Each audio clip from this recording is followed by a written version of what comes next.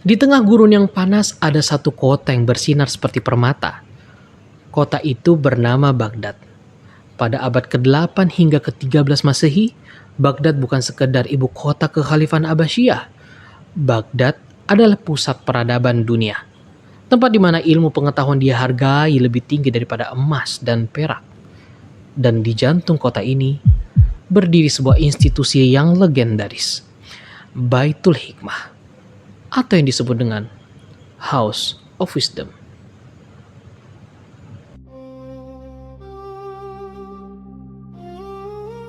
Didirikan oleh Khalifah Harun ar-Rasyid dan diperluas oleh putranya Al-Ma'mun, Baitul Hikmah bukan sekedar perpustakaan.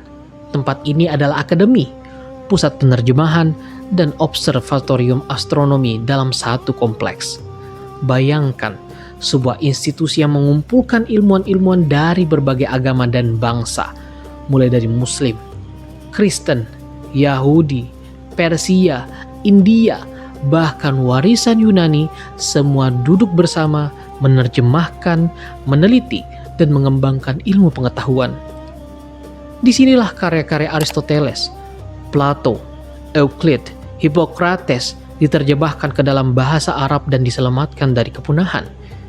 Dan disinilah matematika, astronomi, kedokteran, dan filsafat berkembang dengan sangat pesat.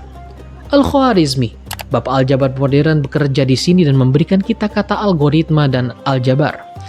Ibnu Sina, bapak kedokteran modern, kelak belajar dari warisan ilmu yang dikumpulkan di tempat ini.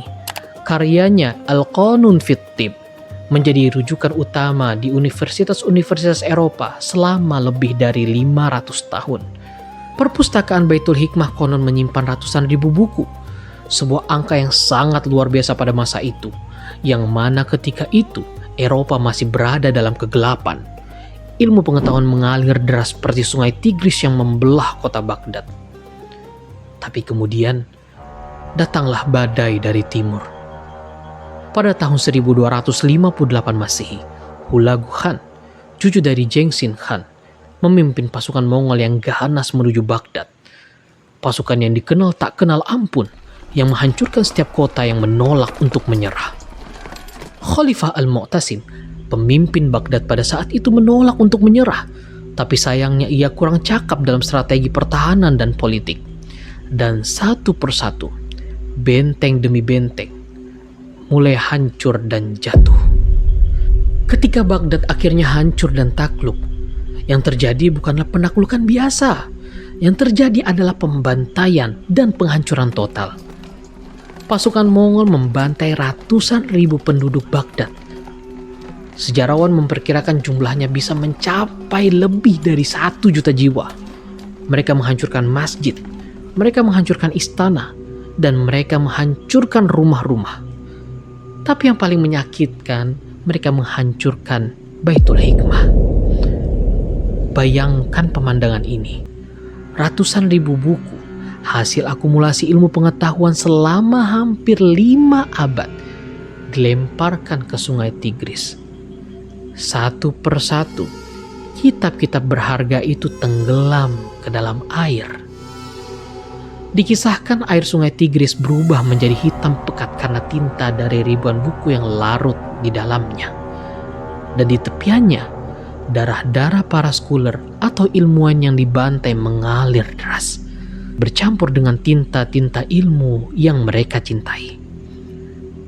Hampir 5 abad peradaban hancur lebur hanya dalam beberapa hari saja. Tapi di tengah kehancuran yang mengerikan itu, ada satu fakta sejarah yang sedikit memberikan harapan. Seorang ilmuwan besar bernama Nasiruddin At-Tusi, yang saat itu berada di lingkungan pasukan Mongol, berhasil menyelamatkan ratusan ribu manuskrip. Dengan kecerdikannya, ia mendapat kepercayaan dari Hulagu Khan dan diam-diam membawa buku-buku itu ke Marrakech untuk dibangun kembali menjadi pusat ilmu baru.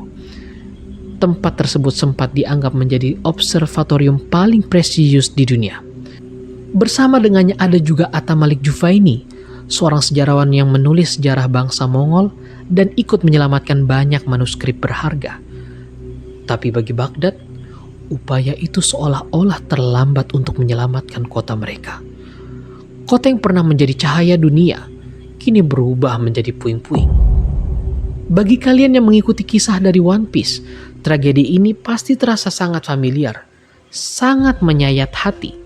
Ingatlah pada peristiwa Ohara, ketika pemerintah dunia mengirim Buster Call untuk menghancurkan Tree of Knowledge. Tapi akhirnya, mereka semua tewas, dan perpustakaan itu hangus terbakar. Di dunia nyata, di Baghdad tepatnya, hal yang sama persis terjadi. Para ilmuwan Baitul Hikmah juga berusaha menyelamatkan ilmu pengetahuan. Ada yang berhasil seperti Nasiruddin At-Tusi, tapi banyak juga yang tewas bersama buku-buku yang mereka cintai. Mereka kalah melawan kekuatan yang lebih besar, kekuatan yang tidak peduli pada ilmu, kekuatan yang lebih memilih menghancurkan daripada membiarkan kebenaran terus hidup. Di One Piece, pemerintah dunia takut pada Void Century, abad yang hilang dalam sejarah. Mereka menghancurkan Ohara agar rahasia itu tidak terungkap. Di dunia nyata, para penguasa juga sering takut pada ilmu pengetahuan. Mereka takut pada kebenaran yang bisa mengancam kekuasaan mereka. Dan cara termudah untuk membungkam kebenaran adalah dengan membakar buku-buku mereka. Setelah kehancuran Baitul Hikmah, Baghdad tidak pernah benar-benar pulih. Ilmu pengetahuan yang pernah berkembang pesat mengalami kemunduran yang sangat drastis. Dan dunia Islam perlahan-lahan kehilangan momentum kejayaannya. Tapi ada satu hal yang menarik. Meskipun Baitul Hikmah hancur secara fisik, ilmu yang pernah dikembangkan di sana tidak sepenuhnya musnah. Berkat upaya para ilmuwan seperti Nasiruddin At-Tusi dan kemudian para penerjemah di Toledo, Sisilia, dan tempat lainnya, banyak karya-karya ilmuwan muslim dari Baitul Hikmah yang kemudian diterjemahkan ke dalam bahasa Latin dan menjadi pondasi bagi Renaissance di Eropa. Jadi ironisnya, Barat yang kita kenal seperti sekarang dengan segala kemajuan sains dan teknologinya berutang budi pada peradaban Islam yang pernah mereka hancurkan. Hari ini tidak banyak yang tersisa dari Baitul Hikmah, hanya cerita-cerita dalam kitab-kitab sejarah, hanya nama-nama ilmuwan yang karyanya masih kita pelajari.